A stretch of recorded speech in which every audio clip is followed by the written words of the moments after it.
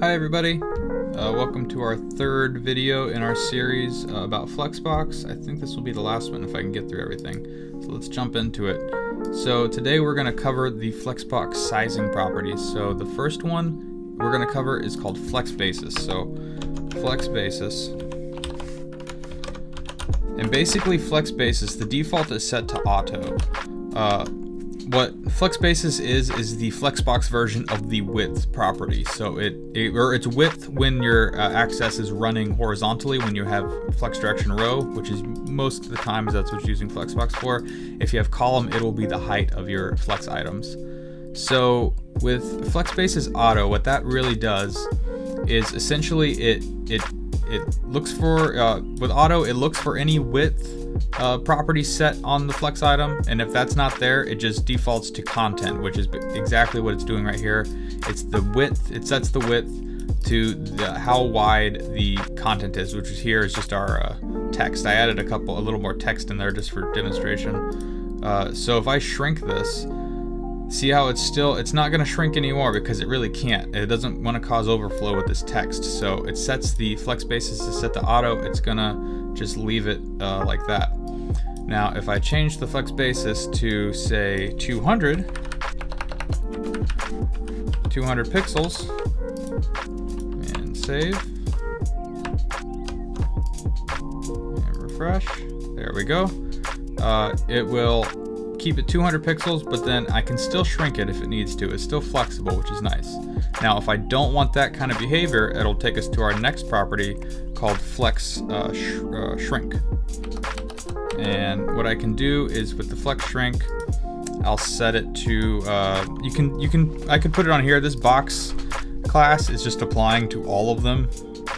That's why they're all 200 pixels, but if I do individual ones here, so let's say I don't want the red box to shrink. Actually here, I don't want the blue box to shrink. So I'll set Flex Shrink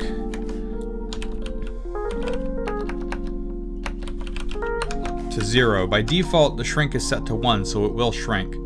But if I set it to 0, that means don't shrink. And so if I refresh the page again, and then try to move it in, the other boxes are gonna get smaller, but the blue box is not, because it's just a fixed width of 200. That's how you can replicate just having a width property on it, is do a Flex Basis and then add a Flex Shrink to it.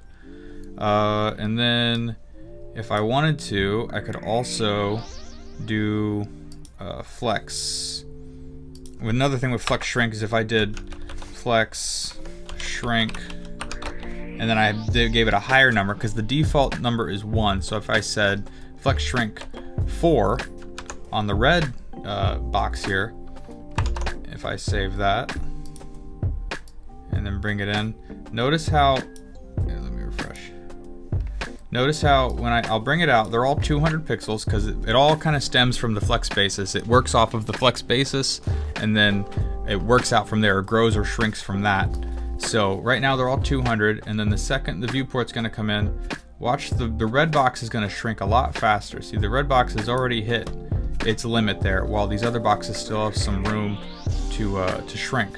And they will, if I continue going down, they'll still shrink, but the blue box won't because I have the Flex Shrink set to 0, so it will not shrink. The next property we're going to look at is Flex Grow. So with Flex Grow, what it does, let me reset this so it all looks the same. I said save it, and we'll refresh. And then, so now we're back at Flex Basis 0, or Flex Basis 200 pixels. What I can do is if I set the Flex Grow to say the green box here, by default the Flex Grow is set to 0, which means do not grow. But if I set it to 1, what you're going to see is this green box is going to take up all the available space. So if I save it, refresh the page, the green box grows while the rest of these still have their 200 pixels. So what it does is it takes the space, it divvies out the 200 pixels, and then it says what space do I have left. I'm going to apply it to the green box because it's the only property with a Flex Grow of 1 instead of 0 like the rest of these have by default. So that's going to move like that. Now if I wanted to set on the yellow one, say I want a Flex Grow, this works just like the Flex Shrink, where if I set a higher number, it's going to allocate more space to that element. So if I have a Flex Grow of 4 on the yellow box. Let's save that and refresh. See, now it's kind of subtle here, but you'll see the yellow box actually has a little more space than the green box, and the rest of these are still staying at 200 pixels.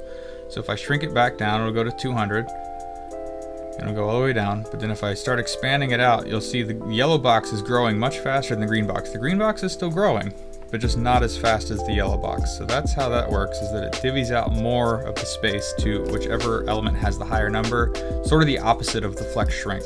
So that's something you can work with. You get it when you start playing around with it. You'll start to get an idea of how it works.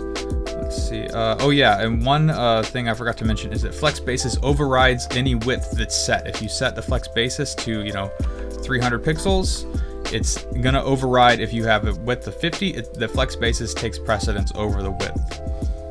The last thing we're gonna cover is auto margins. So let me save this again. I got rid of everything. I'm gonna get rid of the flex basis too. So now they're just gonna be as big as the text inside of them. If I set an auto margin of, say, this blue box to a margin left, you can still use margins in Flexbox. Of auto,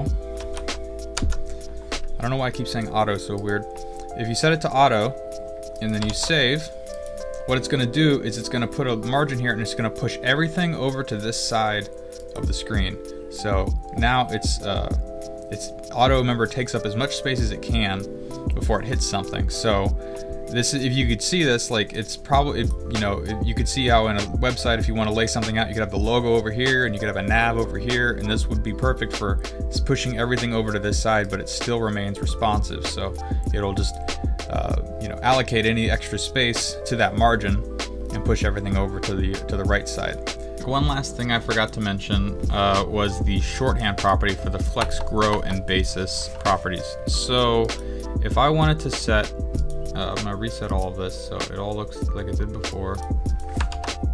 If I wanted to set the flex shrink, the flex grow, and the flex basis all at the same time, there's a shorthand. You'll see this a lot.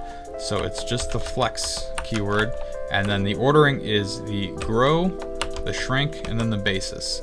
So if I want it to grow, I'll do flex. I'll do 1 there.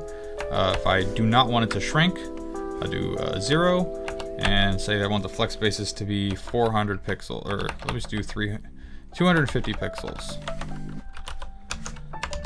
on the red box. So if I refresh this, the red box is going to be 250 pixels, but as I expand it, it's going to grow, but it's not going to go past the 250 mark that I specified there. And that's another just shorthand thing that you might see out there. I just wanted to cover that real quick. That's it for this Flexbox video. If you guys have any questions, let me know in the comments. I'll try to answer them. Thanks for watching.